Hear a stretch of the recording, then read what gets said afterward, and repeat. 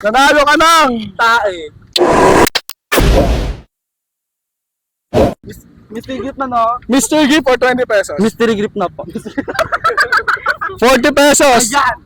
40 pesos or Mr. Gift. Mystery po. Yung gift na lang. Sure ka na? Yes! For 60 pesos. Mr. Gift or 20 or 60 pesos.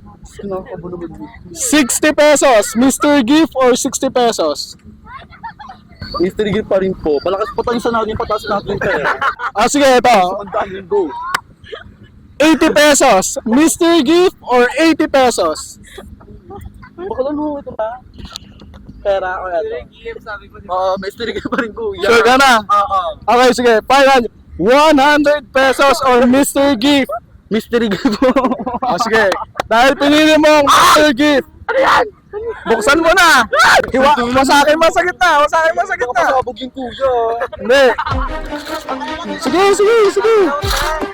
Sige. Nanalo ka na. Tae. Nanalo ka lang yun.